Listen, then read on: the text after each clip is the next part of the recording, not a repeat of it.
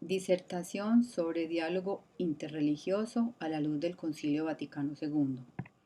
Después de leer detenidamente el documento que tiene por título Concilio Vaticano II, Diálogo Interreligioso, Libertad Religiosa, Servicio al Mundo, cuyo autor es Machis Lambert Griggs, haré una introducción que nos permitirá contextualizar la disertación. Trataré tres tesis que para mi concepto son fundamentales en el texto y por último les hablaré sobre las conclusiones a las que he llegado.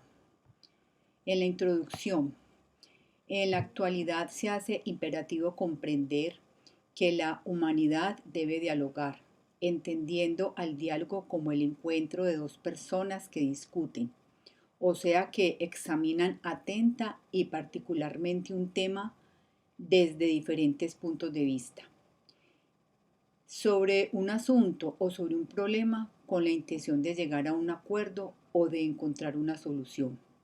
Ahora bien, el diálogo interreligioso debe partir desde el momento que me identifico como persona, con dignidad, con capacidad de amar y con libertad de conciencia.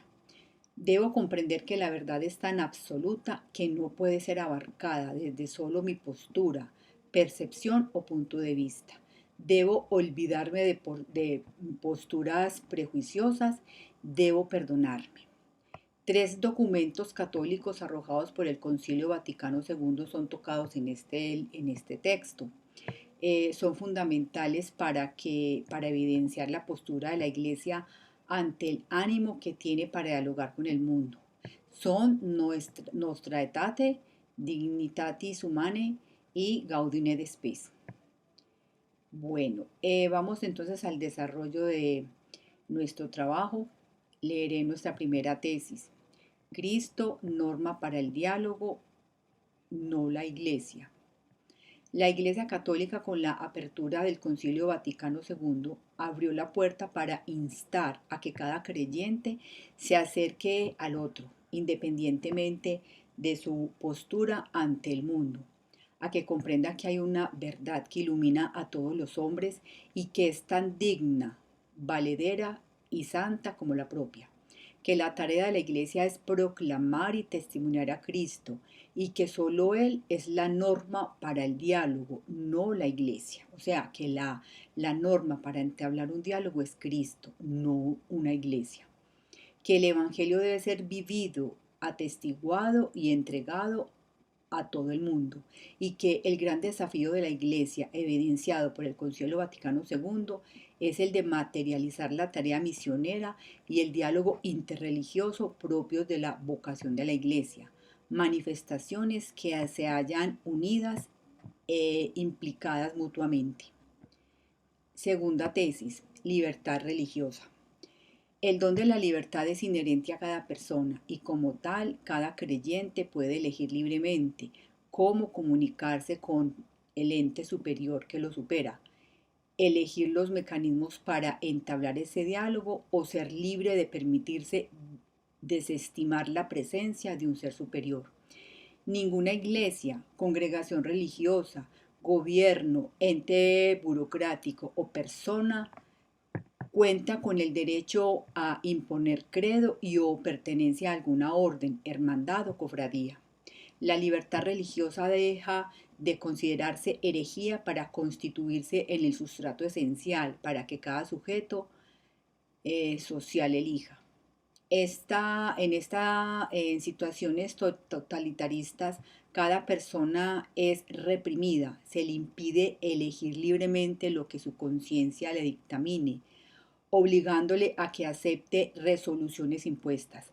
Con el acercamiento a los documentos promulgados en el Concilio Vaticano II que enfatizan en la libertad religiosa, se da voz a las minorías insertadas en ambientes pluralistas, exhortándoles a vivir a plenitud la libertad y la dignidad constitutivas de cada persona.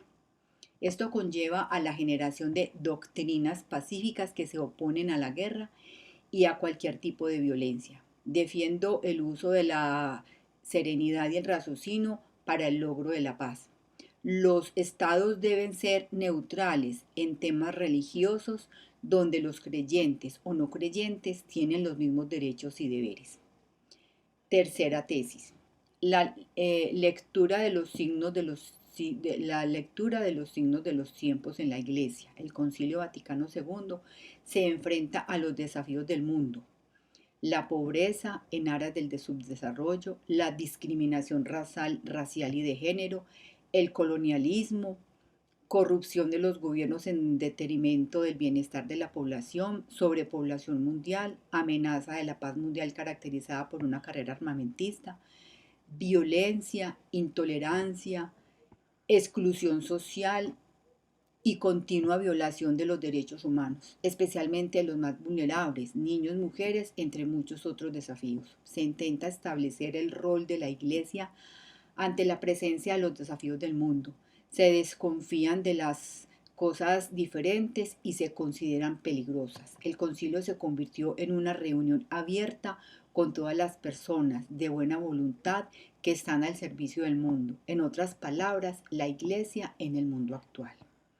Como conclusiones, entonces, después de haber hecho esta disertación, tengo las siguientes. El Concilio Vaticano II, después de muchos tropiezos en la implementación de sus documentos, jugó un papel determinante para acercar a cada hombre a adoptar la postura que su propia conciencia le dicte.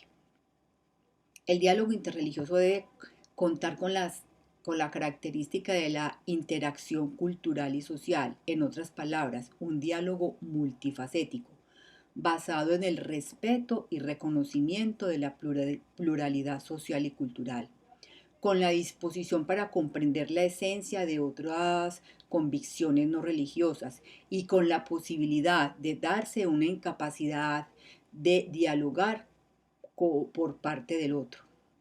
O sea que no solamente se da la disposición para comprender la esencia de otras convicciones no religiosas, sino también se debe contar que cuando iniciemos un diálogo interreligioso podemos encontrarlo con personas que no quieran dialogar. El diálogo visto desde el servicio y hecho con humanidad.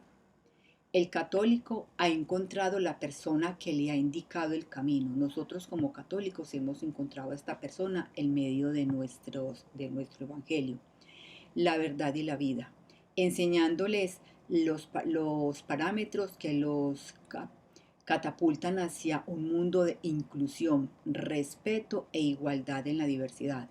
El maestro que le ha permitido comprender por medio de su evangelio que los hombres están en un mismo nivel y que Dios tiene la capacidad de darse a conocer de diferentes formas y modos, donde una de ellas es el catolicismo, que le ha enseñado que deben obrar con sus actos. No se puede creer que los católicos son los únicos que tienen la razón y que el resto del mundo está equivocado. Buscar una iglesia responsable, no dominante, que escuche las necesidades y esperanzas de las personas, los temores y desafíos del mundo como un colaborador fraterno y con sentido de pertenencia. La libertad religiosa es el único medio por el cual se pueden confesar las propias convicciones religiosas. Sin su reconocimiento no se puede dar un diálogo interreligioso auténtico y mucho menos se puede alcanzar una cooperación verdadera e íntegra para alcanzar un mundo mejor. Entender las realidades humanas como lugar teológico. Así es que debemos entenderlas, el lugar teológico de donde hace presencia el Dios, que hace parte de la experiencia de la iglesia, donde la iglesia dialoga con muchos concretos, con mundos concretos, no son mundos teóricos, sino mundos concretos, tangibles, y cuya finalidad es la de renovar el mundo. Muchas gracias.